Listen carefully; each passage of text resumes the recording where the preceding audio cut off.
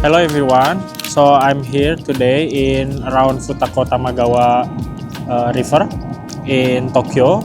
So I'm here with Jordi. So Jordi holding my camera right now, and then I'm gonna try the new film from Ilford. So Ilford Color Vivid 400.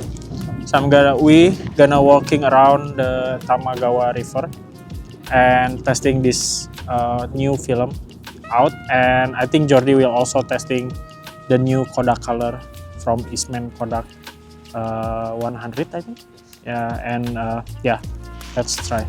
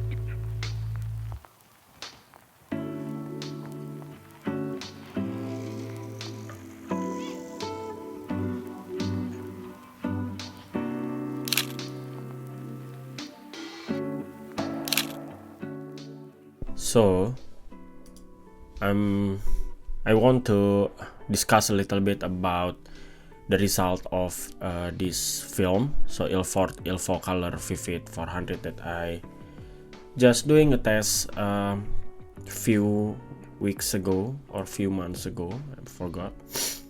But yeah, I think overall I really like this film, especially during the sunset. As you can see here, it's really great color rendering. But one thing I'm gonna kind of like not really like about this film is that if the light condition pretty flat, so it's resulted in a little bit washed color, like very flat, very washed. It's not really great in a way. Kind of like shadows, highlights is like wash like this.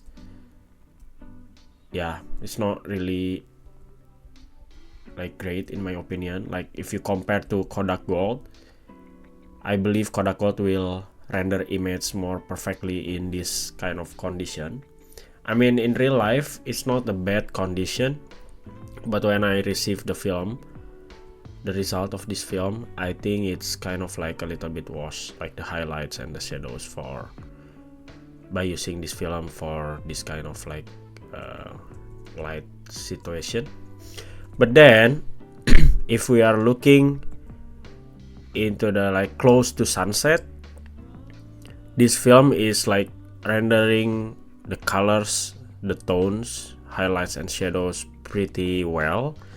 I really like how like the warmth of the orange or yellow from the scene like render perfectly, and the contrast is, I really like the contrast. It's not as heavy as Kodak Ektar, but it's also not as pastel as or like as soft as Kodak Portra 400 for example. So I think it's kind of like in the middle, in between. So you still get the contrast like more than Portra 400, but it's not as strong as Ektar 100. So I really like this film, but I do know now how to use this film like in which light condition. Like, as you can see here again, so like the difference between these when it's close to the sunset and this when it's like the sun still up. Yeah, the highlights and the shadows is like almost gone, kind of.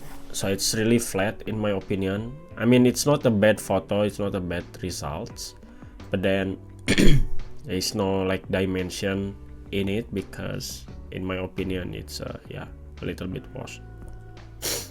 This one as well, it's not, yeah, it's too much.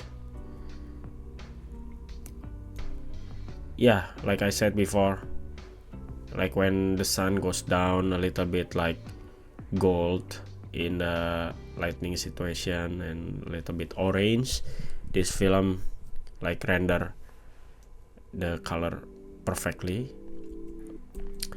Also, yeah, the greens, because in this photo we don't really see some greens in the grass or like in the trees, but in here like we can see more greens.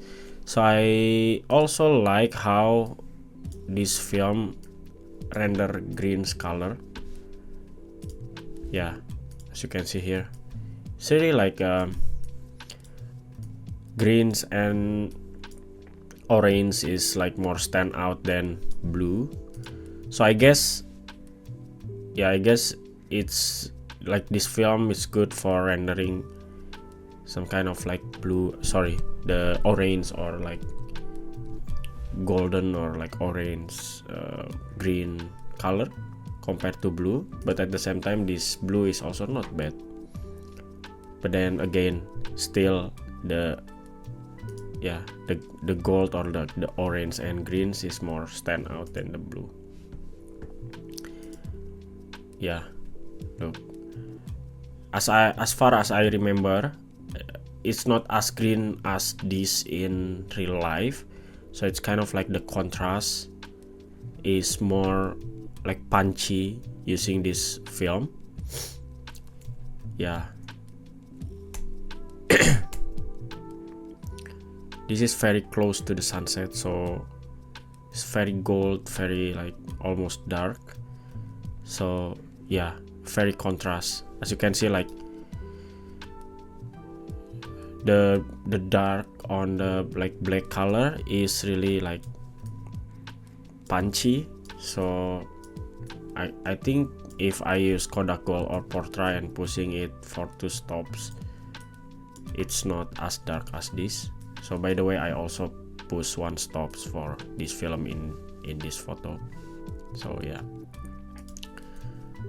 yep, this one. Yeah, this is not really good because I open the aperture to the biggest one, so it's like vignetting over here. It's a common Minolta TC1 problem, I guess.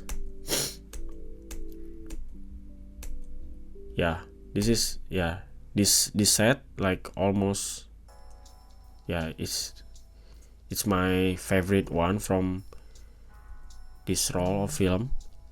This lightning condition, I think it's like almost sunset in this set of photos. So as you can see, the sun is still here, but then again, like this, I think if the lighting condition is great, this film can render a really good highlight and shadows, also a little bit of contrast.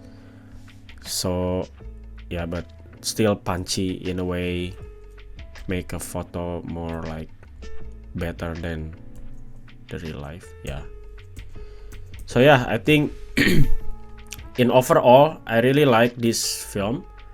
I think it can become a replacement for Kodak Ektar, because I think it's been a while since the last time I used Kodak Ektar because it's so expensive.